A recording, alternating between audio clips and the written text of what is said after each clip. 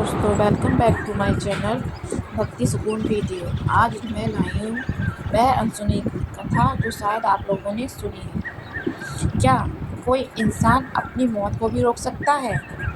क्या कोई योद्धा हजारों तीरों के बीच भी मुस्कुरा सकता है? हम देखेंगे आज की वीडियो में। भीष्म पितामह ने ये करके दिखाया था, लेकिन असली सवाल यह है कि उन्होंने ऐसा क्यों किया। तो चलिए हम जानेंगे अपनी कुरुक्षेत्र का मैदान, चारों तरफ खून, चीखें और युद्ध का भयानक दृश्य, और उसी बीच एक योद्धा हजारों तीरों से छलनी होकर भी मुस्कुरा रहा था। आखिर क्यों? क्या दर्द खत्म हो चुका था, या इसके पीछे कोई ऐसा रहस्य था जो आज भी लोगों को चौंका देता है? यह कहानी है भीष्म पितामह की।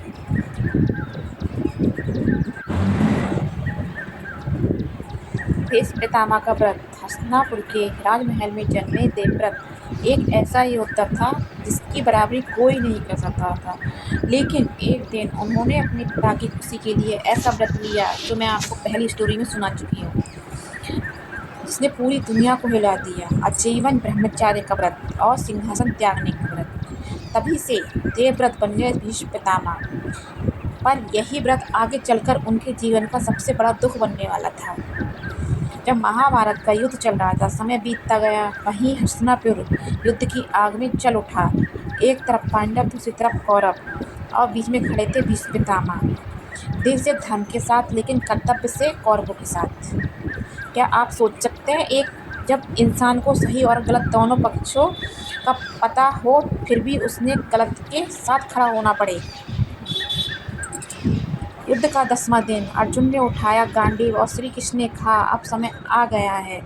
भीष्म पितामह जानते थे कि उनका अंत आ चुका है। उन्होंने अपने हथियार नीचे कर दिए, और तभी अर्जुन के तीरों की बारिश शुरू हो गई। 1, 2, 10, 100, 1000 तीर। उनका पूरा शरीर तीरों से भर गया और वे गिर पड़े, लेकिन जमीन पर नहीं, तीरों की सैया पर। सोचिए, जिस इंसान के शरीर में हजारों तीर घुसे हों, वो दर्द से चिल्लाने की बजाय शांत कैसे रह सकता है? मुस्कान का रहस्य। पूरा मैदान सन्न था। हर कोई सोच रहा था भीष्म पितामह रोएंगे, दर्द से कराएंगे, लेकिन उनके चेहरे पर एक हल्की सी मुस्कान थी। क्यों?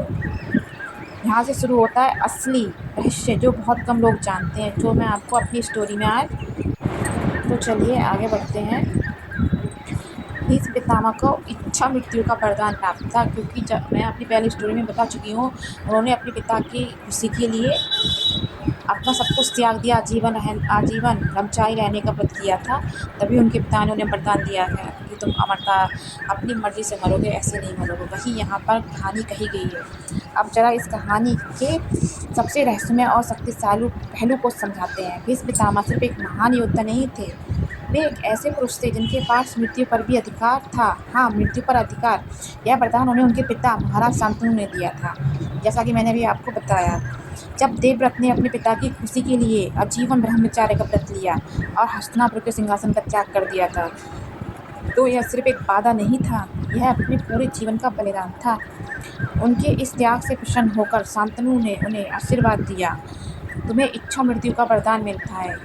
तुम तब तक नहीं मरोगे जब तक तुम स्वयं नहीं चाहोगे। सोचिए, दुनिया में हर इंसान मौत से डरता है, लेकिन भीष्म मौत को नियंत्रण करते थे, और मौत उनके लिए अंत नहीं थी, बल्कि एक निर्णय थी।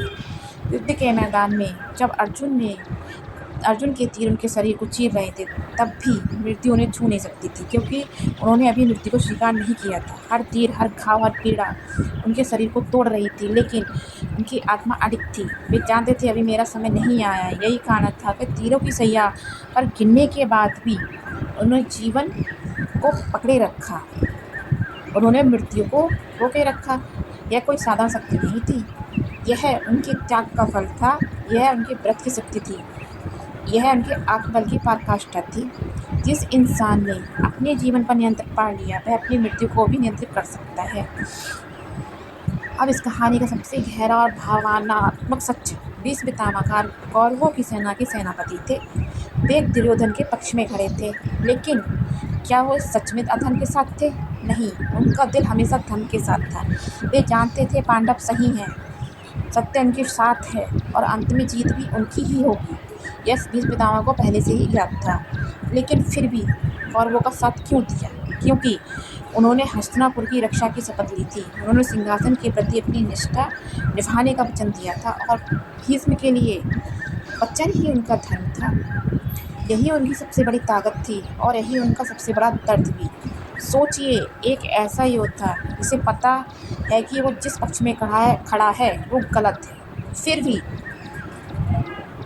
वो अपने वचन के कारण उसी के लिए लड़ रहा था। यह एक अंदर की लड़ाई थी, किसी भी युद्ध से ज़्यादा भयानक होती है।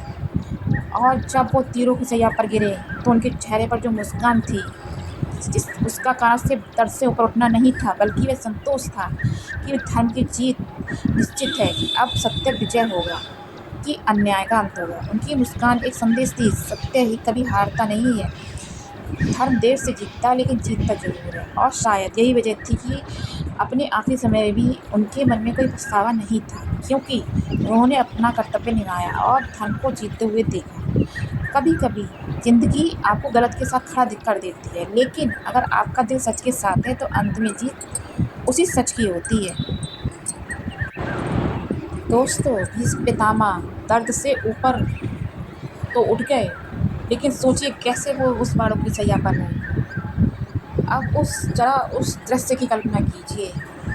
कुरुक्षेत्र का मैदान, चारों तरफ खून से सनी हुई धरती, टूटे हुए रथ, बिखरे हुए अस्त्र शस्त्र और उन सब के बीच एक महायोद्धा तीरों की सैया पर लेटा हुआ।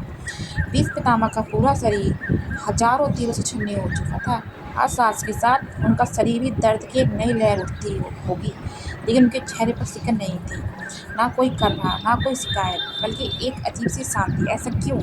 क्योंकि भीष्म सिर्फ एक योद्धा नहीं थे, वो एक महान योगी थे, एक तपस्वी थे जिन्होंने अपने मन को पूरी तरह नियंत्रित कर लिया था। उन्होंने अपने जीवन में इतनी तपस्या की थी कि उनका मन शरीर से अलग हो चुका था। शरीर दर्द महसूस कर रहा था, लेकिन मन उस दर्द से बिल्कुल मुक्त था। यही कारण था कि जहाँ एक सामान्य इंसान एक तीर भी नहीं सह सकता, वह भीष्म हजारों तीरों के बीच भी शांत पड़े थे। यह सिर्फ शांति नहीं थी, यह आत्मनियंत्रण की पराकाष्ठा थी। यह मन की जीत थी शरीर पर, और यही हमें सिखाती है, असली ताकत शरीर में नहीं बल्कि मन की सत्ता में होती है। जिस दिन इंसान अपने मन पर काबू पा लेता है, उस दिन दुनिया की कोई भी पीड़ा उसे हरा नहीं कर सकती।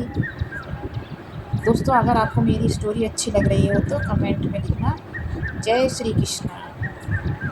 अब इस कहानी का सबसे भावुक और महत्वपूर्ण हिस्सा, तीरों की सैया पर लेटे हुए भीष्म पितामह सिर्फ अपने दर्द में नहीं डूबे, बल्कि उन्होंने उस समय मानवता के लिए एक वरदान दिया। उन्होंने दूसरे को अपने पास बुलाया और फिर शुरू हुआ ज्ञान का ऐसा सागर जिसे आज भी शांति पथ के नाम से जाना जाता है। उन्होंने सिखाया एक राजा कैसा होना चाहिए, न्याय कैसे करना चाहिए, धर्म क्या है, अधर्म क्या है, जीवन में सही निर्णय के लिए कैसे लिए जाते हैं। उनकी हर बात अनुभव से भरी हुई थी। वो सिर्फ शब्द नहीं थे, वो जीवन सार थे। सोचिए, एक इंसान जिसके पास जीने के लिए कुछ भी पल बचे हों, वो अपने बारे में नहीं सोच रहा था, वो दर्द की शिकायत नहीं कर रहा था, बल्कि दूसरों को सही रास्ता दिखा रहा था। यही कारण है कि भीष्म पितामह सिर्फ एक योद्धा नहीं थे, बल्कि एक महान गुरु भी थे। कुछ लोग अपने लिए जीते हैं और कुछ लोग मरते दम तक दूसरों को रास्ता दिखाते हैं। चलिए दोस्तों, हम आगे बढ़ते हैं। अब सवाल ये उठता है, जब भीष्म पितामह के पास इच्छा मृत्यु का वरदान था, तो उन्होंने उसी समय अपने प्राण क्यों नहीं त्याग दिए? जाहिर सी बात है, हर किसी को ये बात दिमाग में आ रही होगी, आखिर क्यों वो तीरों की सैया पर दिनों तक दर्द सहते रहे, जीवित रहे? इसका जवाब छिपा है उत्तरायण में।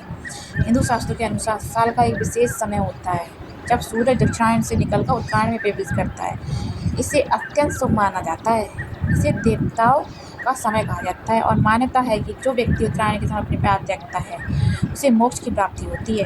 उसकी आत्मा जन्म मरण के चक्र से मुक्त हो जाती है। भीष्म पितामह इन सभी रहस्यों को जानते थे। वे सिर्फ एक योद्धा नहीं थे, वे वेदों और शास्त्रों के महान ज्ञाता थे। इसलिए उन्होंने निर्णय लिया, मैं अभी नहीं मरूंगा, मैं सही समय का इंतजार करूंगा। सोचिए, एक इंसान जिसके शरीर में हजारों तीर घुसे हुए हैं, जो हर पल असहनीय दर्द झेल रहा है, फिर भी वो मृत्यु को भी रोककर कह रहा है अभी नहीं। यह कोई साधारण बात नहीं थी, उनके उनके आत्मबल की पराकाष्ठा थी। खैर, उनके संकल्प की शक्ति थी। दिन बीतते गए, रातें गुजरती गईं, सूरज उगता ढलता, लेकिन भीष्म वहीं उसी शैया पर शांत स्थिर अड़े। और फिर वो क्षण आया जब सूर्य उत्तरायण हुआ। भीष्म पितामह ने अपनी आंखें बंद कर दी और अपने प्राण स्वयं त्याग दिए। वो मरे नहीं थे, उन्होंने मृत्यु को चुना था। अगर आपको मेरी वीडियो अच्छी लगी तो मेरे चैनल को सब्सक्राइब करें, लाइक करें, शेयर करें। मैं आपको ऐसी ही मोटिवेशनल स्टोरी लाती रहूँगी। ज़िंदगी आपको गलत के साथ खड़ा कर दे तो आप क्या करोगे? लेकिन अगर आपका दिल सच का साथ है तो अंत में जीत उसी सच की होगी। धन्यवाद।